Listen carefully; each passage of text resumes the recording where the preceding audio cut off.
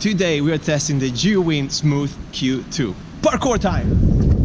Parkour!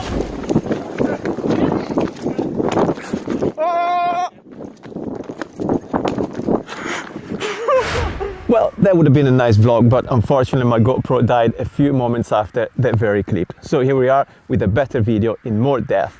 And let's see how smooth is the Smooth Q2. Let's test it out. Come on. Looks smooth enough. Oh gosh.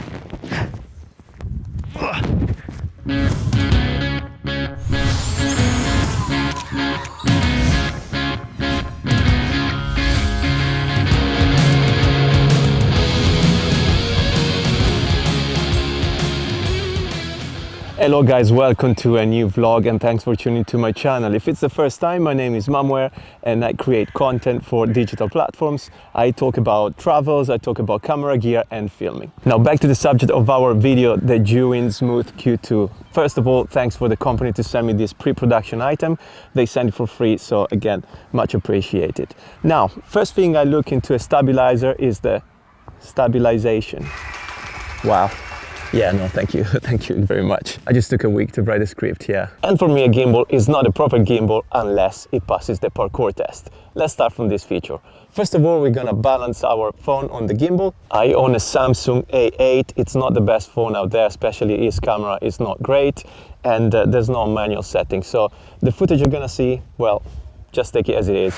So let's balance the phone on the gimbal. This is the quick release plate that comes with the gimbal. So what you want to do, you just slide it in. There's some instruction here. So we're just going to do that. We're going to close it and we're going to slide it in like so. And it will click. And now with the red lever, you just lock it. You lock it in place. Okay, now we're going to open this up. Now we're going to slide our phone in the cage and make sure the camera is facing your roll axis. Here we go. Now Zhiyun suggests you to balance the phone in an horizontal position, like so. Oh wow, that was luck. Check us out. Well, I'm a pro, I mean, come on. Anyway, so that's the way you want to balance it, facing down, all right? And just make sure it holds the position. It's pretty good. Nice. So we're gonna turn it on with this button right here.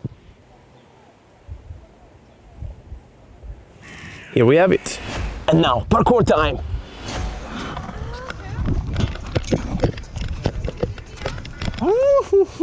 That was close.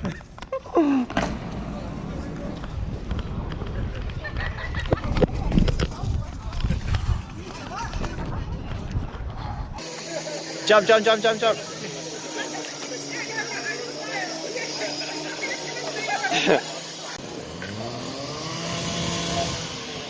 That was smooth. Right people, I'm trying to follow Andy here, doing some jumps with lock mode. Yeah, go with the lock mode and just follow him for now, and then we take a shot from this side as well.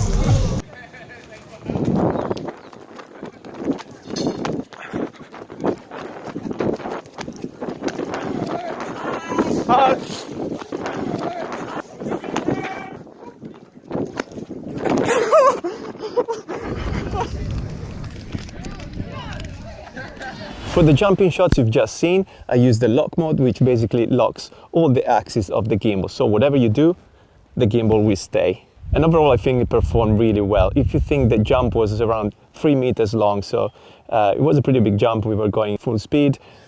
Images are pretty stable, in my opinion. If I have to be very picky, when I was running sideways, the horizon line wasn't really straight, but it was a bit offset, but that's something you can fix in post-production, so I wouldn't worry about that. Now, I know that everyone is not using the gimbal to do parkour and to jump around, but I wanted to test it in extreme conditions. And also, I wanted to test it for the purposes I use it for. So let's take a few clips with normal camera movements now. So this is walking, bit of walking, and backwards. I'm gonna hit something and fall. I'm actually gonna show you my setup. Here we go, DIY. That's what I do when I'm on my own. So A7R3 mic, and that's a tripod that goes into my, well, that's not what you're thinking. It goes into my pocket to keep it stable That's a tip. Secret. Anyway, let's try some tilting with the Smooth Q2.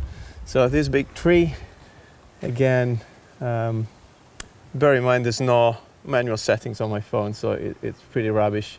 The change of focus and dynamic range and the change of light, it's all rubbish. But the motion of the Smooth Q2 is really nice. As any other gimbal, you don't want to do any sudden movement or twist your wrist. Actually, still holds quite nicely. I'm in follow mode at the moment. It will follow basically my panning and tilting, and it's really good. Bit of panning.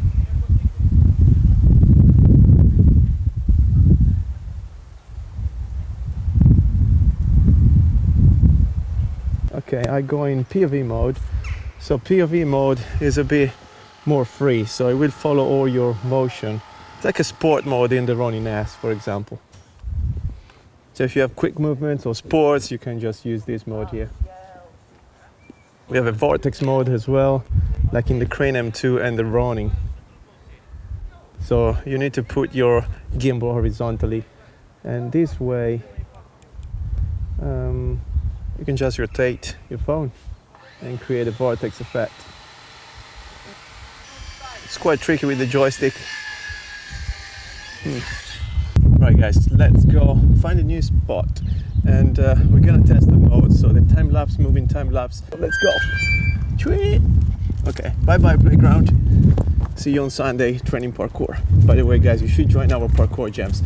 If you're in London, just stop by, it's good fun. Damn, it's cold today in London. And this is the perfect moment to promote my brand, WEFEW Clothing. Go and check it out, www.wefew.net.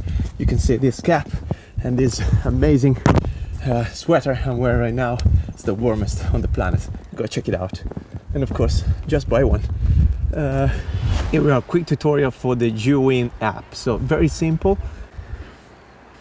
You can scroll through these images to look for your product. If you don't find the Smooth Q2, just go in Other, Connect Now. You have to have the Bluetooth and the location on. So enter now. Now you are in the app. To make sure your gimbal is connected to your phone, make sure you press the Bluetooth icon there. All right, it will look for your device. The device is connected now. I'm gonna close the window, and here we are in the app. So you've got different settings on the right hand side.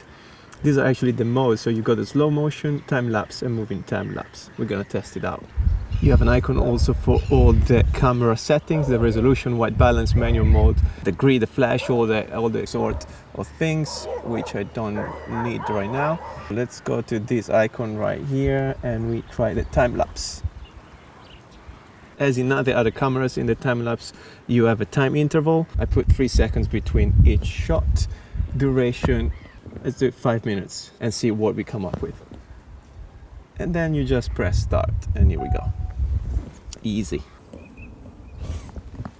I know we're not in the best place for time lapses. Usually you want to have something in movement. Oh, actually we have these nice birds now, but that's what I've got. Let's try the moving time lapse now.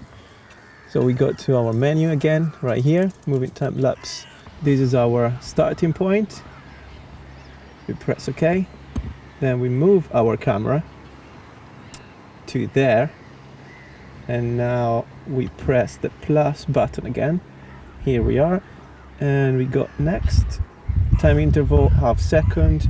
And then duration of the old filming. I can do, you need to scroll down 5 minutes and we press start. So the gimbal automatically will push the red button for you. You don't need to do it, otherwise you will stop and you need to start from scratch. So now we wait for 5 minutes and see the result at the end.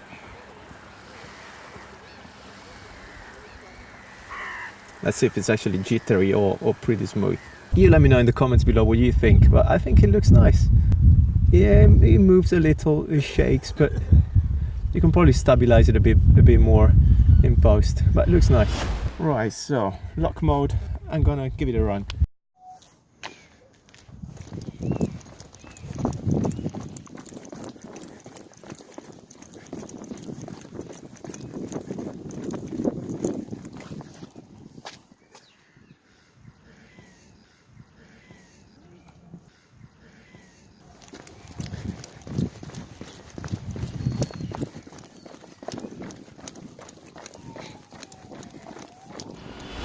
I found out a couple of downsides for this gimbal.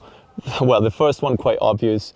When you film, most of the times one of your motor is in frame. So the design is not great if you think someone has designed this as a gimbal. So a bit disappointing there.